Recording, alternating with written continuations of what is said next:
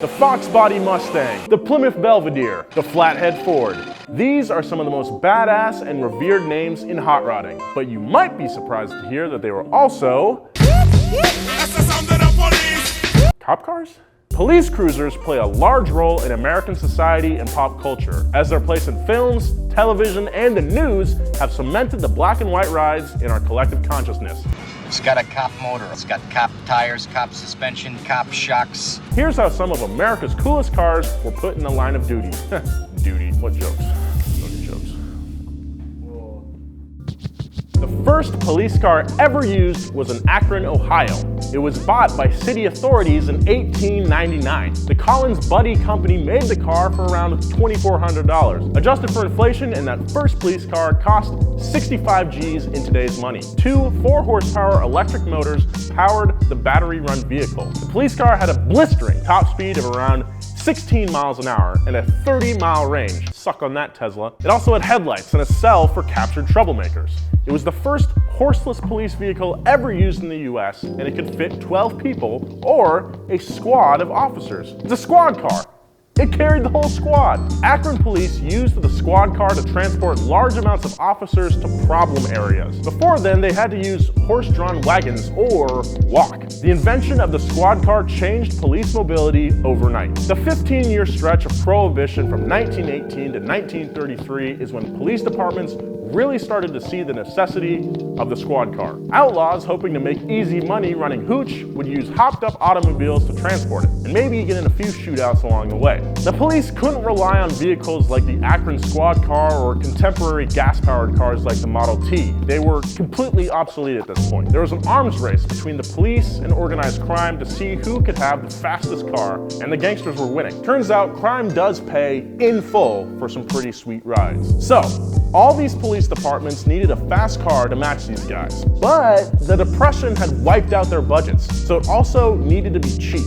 Fast and cheap don't really go together. But Ford had a solution: the Model 18. This Model B variant was particularly attractive with its savage, for the time, flathead V8 under the hood. This is the same engine that early hot rodders used in their builds, and now the police have it too. The arms race was a little more even. Police can now keep up with the moonshiners and do their jobs. After Prohibition ended, booze runners still built up their cars, but started taking them to the track instead, and NASCAR was born. After World War II, improved radio communications meant you could put an officer in a car with a radio and patrol a much wider area. When police would walk a beat, you could just run up and grab an officer if you needed them. But now that they were in cars, it meant they needed a way to let people know that there's police inside. And to help civilians easily identify them, the police started experimenting with paint schemes. Most cars arrived to departments in just black or white finishes. The officers decided to add the opposite color on top of whatever they got to complete the look. White or black paint is also really cheap, so that helped. The end result is the standard scheme we know today: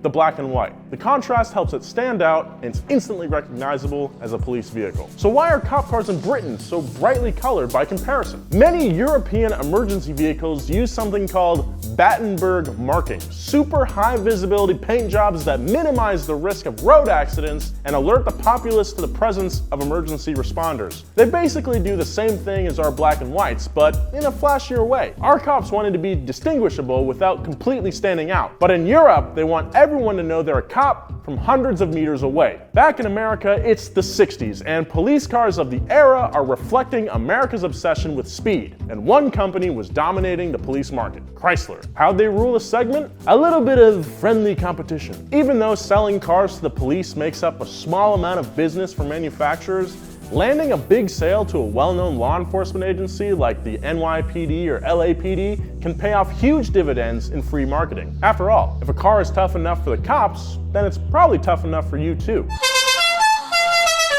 Chrysler loved pitting its brands against each other in the 60s. They did it in NASCAR, and they would do it with the police car market too. Plymouth and Dodge were akin to jealous children. Whatever one got, the other one wanted even more. It was a never-ending battle for Chrysler brands because whoever got more sales got more money for their projects. Tit-for-tat warfare ensued as they both raced to net the same customer groups, including the police. The 1965 Dodge Polara Pursuit used a 413 cubic inch max wedge V8 that pulled quarter miles in 15 seconds, which was very impressive for the time. 4 years later, a monstrosity was born. The 1969 Polara Pursuit rolled around with a 375 horsepower, 7.2 liter 440 Magnum engine and was an absolute tank. This was one staunch puppy. It was this same Polara Pursuit that held the record for the highest top speed of any Chrysler cop car at the company's Chelsea Proving Grounds Oval. 147 miles an hour. That's an impressive speed for an American four-door today, but especially for one from the 60s. Similar to the 69 Polara, the 1970 Dodge Coronet was powered by the very same hard-to-kill Magnum 440 engine. The Coronet featured an aggressive grille and headlights set that made it look like it wanted to eat you alive.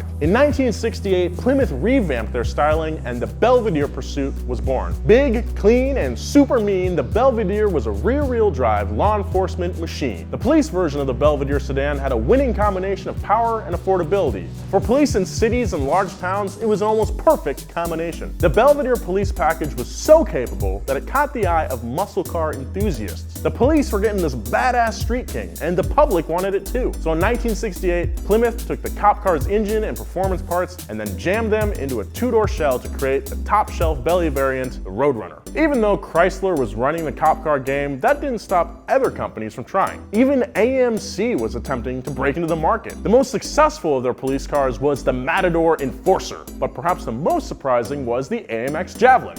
Wait, what? Did I just say the AMX Javelin was a cop car?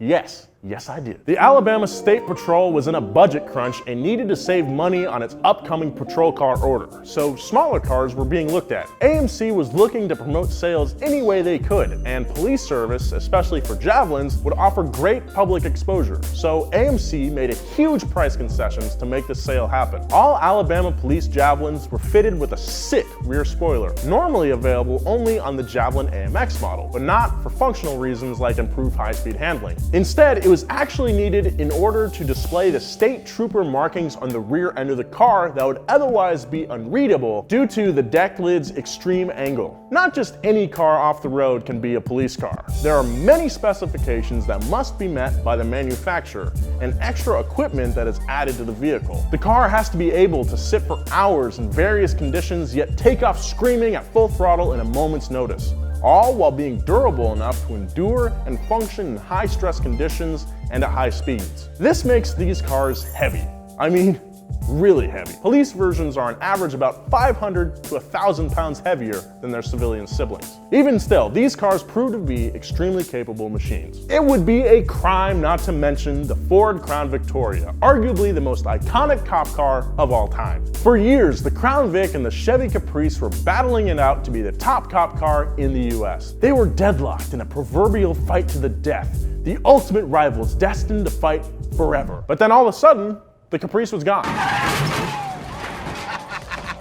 Chevy ended production in 1996 because of internal financial struggles and demand for more SUVs. So now, the Vic had no competition. But that's not the only reason it became the ubiquitous police cruiser we know today. The V8 packing, 2-ton, unkillable workhorse police force icon earned the respect of enthusiasts and law enforcement alike for its dependability. The Crown Vic became the de facto cop car for so many years because of its body-on-frame construction. The Vic could take all kinds of abuse from cops and criminals and keep on trucking. Any energy spent damaging the body wouldn't damage the frame, meaning the car could perform repeated pursuit tactics like the pit maneuver over and over and be just fine. But you want to know what wasn't 2 tons and can catch about anyone? The Ford Mustang SSP. Years of underperforming, overly heavy sedans left the California Highway Patrol wanting a faster car. So in the early 90s, they started testing the Chevy Camaro. But camshaft and engine failures at high speed drove the CHP to reach out to Ford for a capable, lightweight pursuit vehicle. The SSP proved to be quick and useful in the hands of police across the country and ended up being used in over 60 law enforcement organizations. This notchback Mustang 5.0 could reach 60 miles per hour faster than George Costanza could tell us he's an architect. I'm I'm also an architect. The stiffer than stock frame and upgraded suspension made the Mustang SSP a favorite for use in drag racing. These days, the SSPs have been largely retired from police and government work. Only a few law enforcement agencies still keep them in their stable. Get it? Mustang. It's a horse. The Crown Vic is still in use all over the country, but it's slowly being phased out. These days, we see a new breed of police car more and more often. Straying away from the long-favored four-door sedan platform, SUVs and even trucks are showing up in highway patrol fleets and in police departments all over the country. In 2012, Dodge released a special edition of the 1500 Ram for police work, which, let's face it, is pretty badass. Ford wasn't far behind in 2018, releasing the first ever Pursuit-rated police pickup to hit the market. These trucks, though, barely measure up to the success of the Ford Explorer, which now makes up about half of all law enforcement vehicles in the US. The Explorer Interceptor is all-wheel drive and available with Ford's turbocharged EcoBoost engines. With police having to carry more equipment than ever before, the fast, spacious, and state-of-the-art SUVs are taking over with no signs of slowing down. Even though many of the V8 police sedans are disappearing, modern police vehicles still reflect car culture at large and the changing needs of the police. So next time you break the speed limit, double check that these cruisers aren't in your rear view.